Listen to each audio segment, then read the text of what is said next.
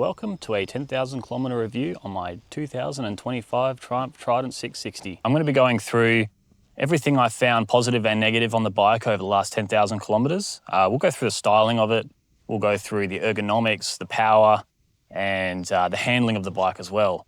And I'll just share my personal experience on the bike and whether I'd recommend this bike to anyone who's looking on the market for a beginner bike or even an intermediate bike.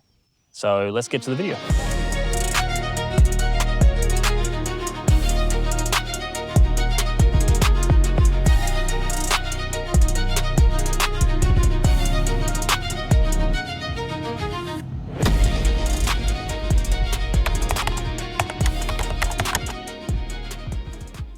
All right, so what are some of the main things I love about this bike? Well, let's start with the looks. I love the look of this bike. Ever since they released it back in 2021, I've just always had my eyes on it. And I wasn't in a position to get one, but they eventually in 2025, they brought out the new paint scheme, which, to be honest, when it first came out, I wasn't actually that excited about it. I didn't know how I felt about this two-tone color here, but it grew on me, and it grew on me quite quickly, especially these two white, I don't know, you call them racing stripes maybe, I don't know. The two white stripes that run across the bike really draw your eye to it. And I originally wanted the yellow one, but they didn't have one available, so they said, oh, we've got a red one. And I went, all right, I'll go with the red one. And then over the course of a few days and a couple of weeks, yeah, the red just really grew on me, and now I think I wouldn't change the color even if I had a choice. Yeah, the styling, what can I say about the styling? It's kind of a mix between retro and a sport. If you kind of cut the bike in half, the front of the bike has that retro old classic style. You've got your singular headlight, you've got your kind of old school tank, without all the fairings. Yeah, basically, even your TFT and cluster gauge, it's got that retro style with the circular lights. So the front feels definitely retro, especially if you look at it from the front. You can mostly see the tank, and that's about it. Which I don't mind, I like it. It's kind of a classic look. Whereas you come to the rear, you look at this section here, you've got kind of a sporty, I guess you could call it a sports bike rear tail end here. And then you've got this beautiful swing arm that kind of wraps around the exhaust underneath. And the other side here, the swing arm is more of a straighter look, but I feel like the white stripes on the bike definitely bring your eyes from the front down to the back.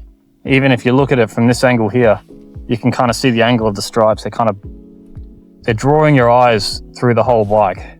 One of the other features that I'm kind of still torn on, let me guys know what you think, but the rear, what would you call it, mudguard / tail tidy, Triumph have decided to kind of go with a more streamlined look and mount it to the rear swing arm, giving you a nice kind of smooth rear pillion, which, look, from some angles I really love it. I think it looks great.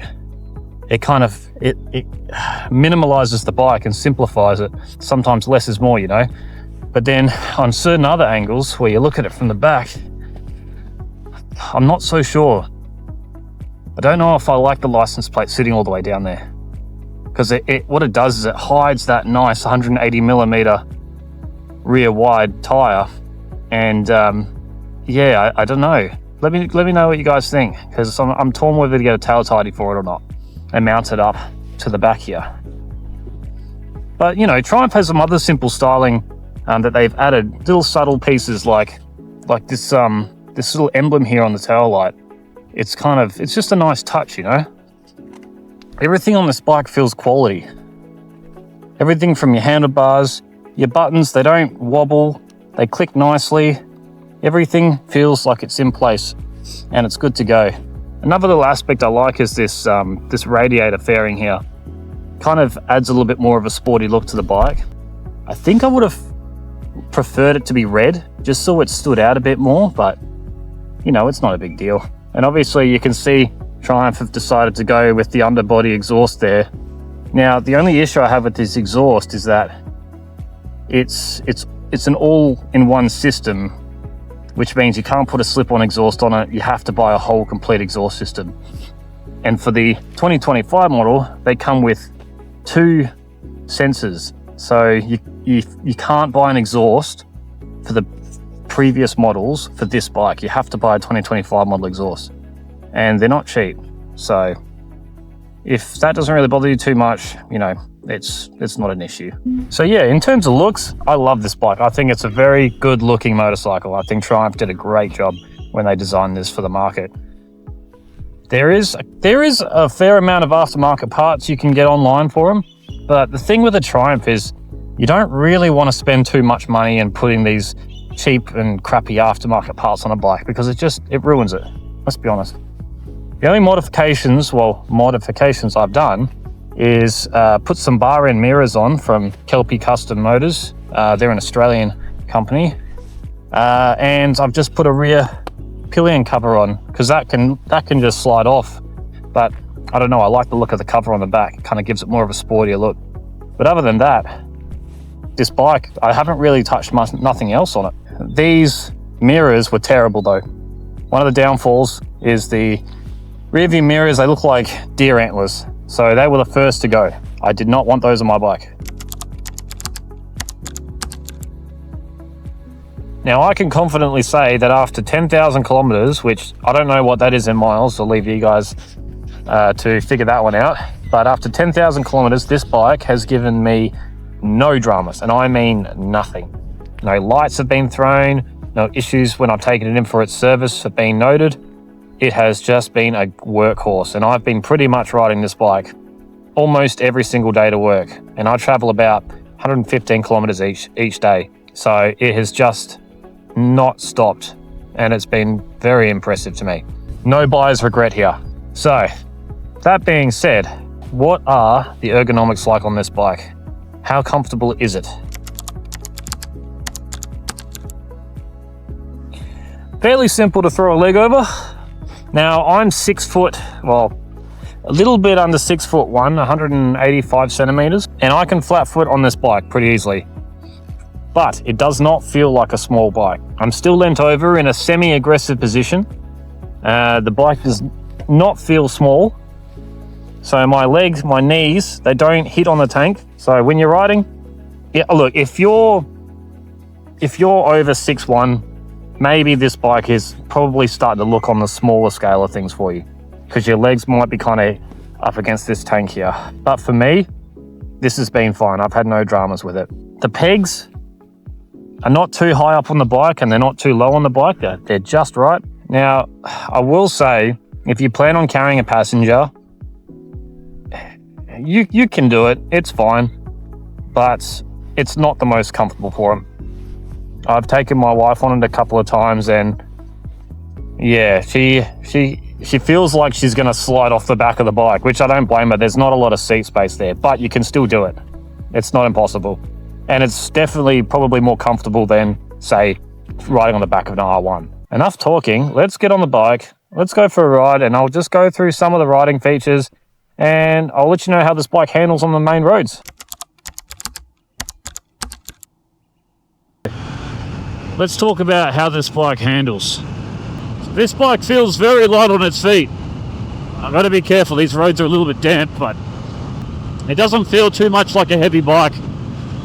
And it isn't, it's only about 198 kilos, I think. Wet weight. Let's just start with your general handling and power delivery. I'm a new rider, so I don't have too much experience behind the bars, and I don't have a lot to compare to. But as a new rider, this bike is absolutely brilliant.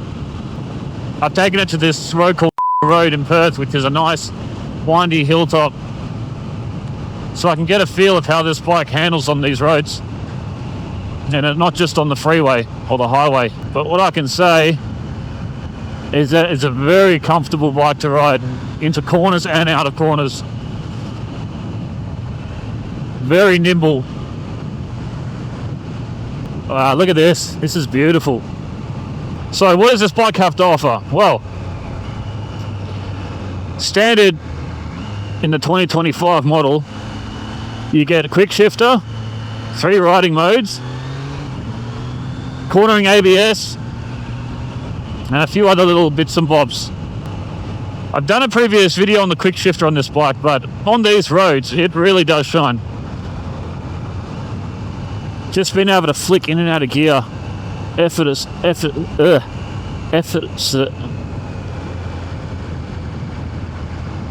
What do we got going on down there?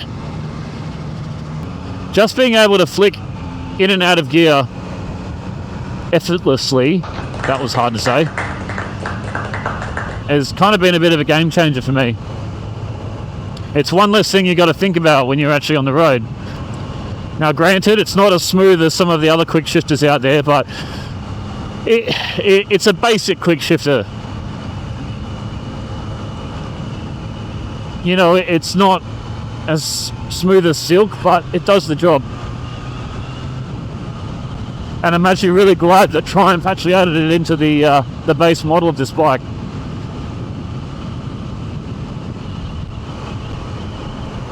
And now with this model, we have 3 rider modes. We have Sport, Road, and Rain. Now, if we put it in Rain, you have to throttle off and then throttle back on to remap the engine. So it says close throttle to confirm, close throttle, remapped. So now instantly I can feel the difference right there. My power output is probably, I'd say, halved, or at least the response time is halved on the bike. But it definitely feels a lot smoother for a more controlled ride. And I've only really used it once or twice in the rain. Other than that, really, I mostly ride in sport mode. But you can see the throttle response is not instantaneous, which is good on wet roads. So let's flick it into road mode. Road mode is a good little in-between between rain and sport. It is good for everyday use, but you know, I just don't see the point. Why ride it in road mode when you can ride it in sport mode? Because you get a much sharper response on your throttle. I see right now I can feel the lack of power there.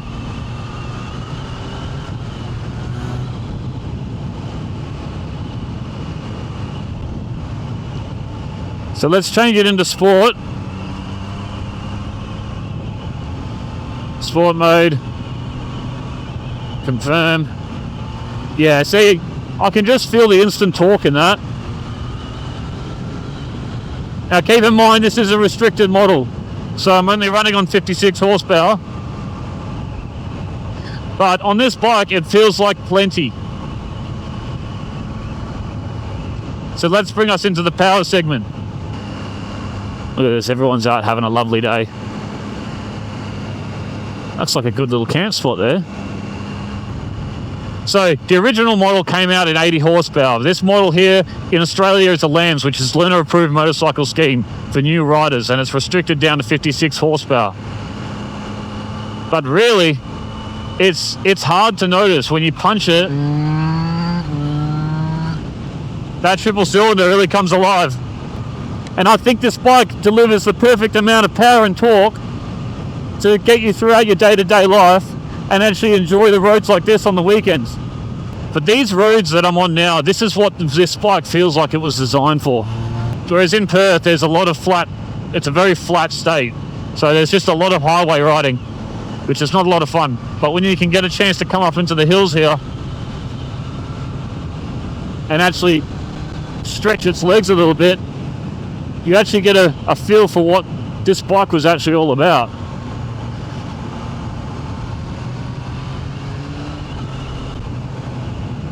It's a lot of fun. Now I put 10,000 or over 10,000 kilometers on this bike now, and I'm loving every single minute of it. I am not bored of this bike. Now this model does come with cornering ABS, which is definitely a hit. Gives you that little bit of extra sense of safety there. But I haven't had to use it, thankfully.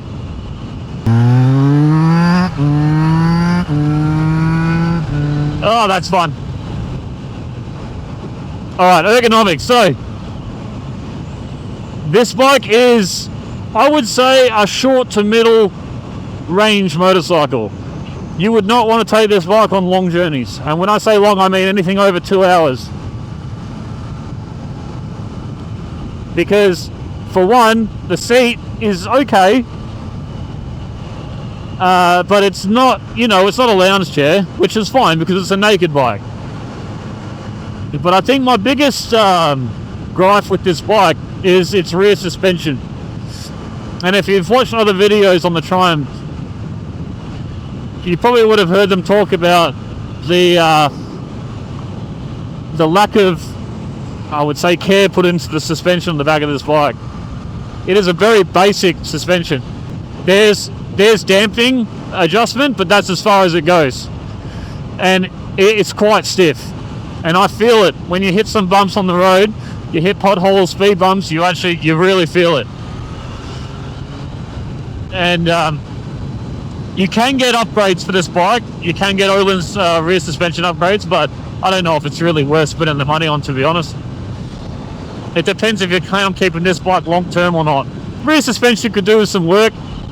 It would have been nice if they brought out like a, an SP model version or something like that. That's the coffers. I didn't expect him to see them up here. So yeah, the rear suspension, look, it's not a deal breaker. All the pros on this bike definitely outweigh that. And that's really the only con I can think of on this bike. Look, looks department, tick. Power department, tick. Ergonomics, yeah, look. Yeah, tick, it's satisfactory. Yeah, the suspension, I would give that a cross. Now, reliability for this bike, so far, so good. Like I said, I've done about 10,000 kilometers in over 6 months. And I've just kept up the regular servicing on the bike, obviously, because it's still under warranty.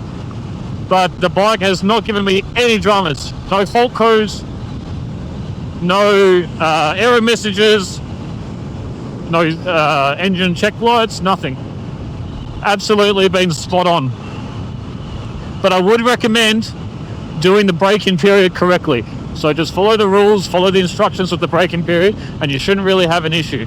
I know the braking period is a bit of a hot topic. Some people don't believe in it. Some people, follow it to the book, but I just like to be safer than sorry. To put it simply, if I could change one thing on this Trident, it would be the suspension system. But other than that, if you're thinking of getting a beginner bike, even an intermediate bike, I've seen some seasoned riders still riding the Trident at the moment. So look, if you're a seasoned rider or you're not on your RE license or learner's license, go for the full power model. That gives you 80 horsepower to play with. But if you're a new rider and you are looking at, the MT-07, the Trident, the Ninja 650s, look, definitely give this bike a chance to prove itself to you. Because it will. Not only do you get your performance delivery, but you also get a great build quality too. Nothing on this bike feels cheap. But if I could have my time over again, I don't think I would change a thing. I would still get this bike. Now the question is, am I going to keep this bike? Well, I'm definitely going to keep it for the full 2 years that I have to be on my restricted license. But am I going to de-restrict it? Well, I'll save that for another video. Frankly, I want to get my hands on a 765. If any of you guys own a 765 Street Triple, let me know in the comments and let me know what you think of the bike. Also, another great feature, cruise control, game changer. I never thought I needed cruise control on a bike until now. The Trident is a very simple cruise control. It's just you click of a button here, cruise control's ready, then you just click it again, green is go, and that's all you get. You don't have adjustable adaptive cruise control. You can't adjust the speed, but I mean, that's fine. Once I set cruise control on, then at least I can give my right hand a bit of a rest.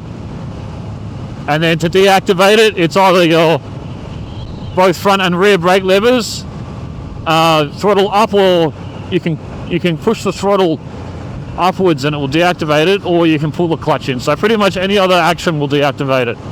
The TFT screen display, look, it's got everything you need. It's not too fancy. It's got a kind of a hybrid between an LCD and a TFT screen below, which has your gear selectors. It has. I've done another video on what kind of features this bike has on that, so I won't go into that too much. But what I was worried about was how visible it was going to be in sunlight, because here in Australia you get very bright days, especially in summer. And I've found that it's perfect. It's bright enough for me to see. I've got a tinted visor on my helmet and I can still see it clear as day. So there's minimal screen reflection on it, and it's a tick in my book. I do feel like there's a fair bit of wasted space around where the screen is not. I know that that's where all your check engine lights and all your warning and indicators and whatnot are. We'll just get past this railroad here. So she's a little bumpy.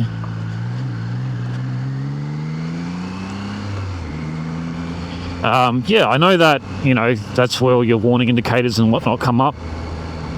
But, if you had the screen a little bit larger, you could have put those indicators on the screen. But all these things that I'm talking about are improvements, and all they're going to do is add extra cost to the bike. This bike sits at around 14,500 Australian, brand new, out the door. Which, that's on the same level as most of the other beginner or entry class categories out there to intermediates. I think the MT-07s and R7s and all that, they're all kind of going around that similar price. So it's not too bad.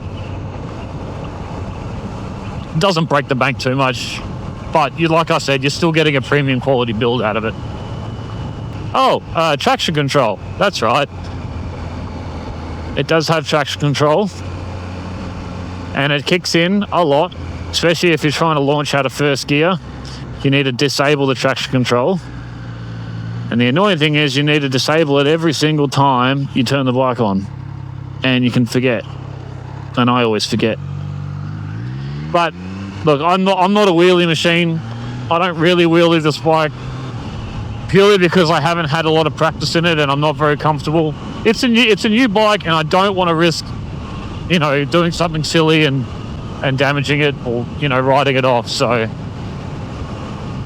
I wouldn't mind practicing and learning how to do it in a safe environment, which, I might give it a go sometime. But for now, with the traction control, it keeps me grounded. And you can disable it if you are, looking to do something like that. This is just my general, long-term perspective on this bike. It's a very average Joe's perspective, I guess you could say. I'm just an everyday rider, I haven't had a lot of experience yet, and, I'm looking to. I actually really want to get my hands on some more bikes, but for now, I have this. And I know this bike well, and I can tell you about this bike. I'm sure I'm forgetting some things, but yeah, I'll make sure I bring them up in some other videos.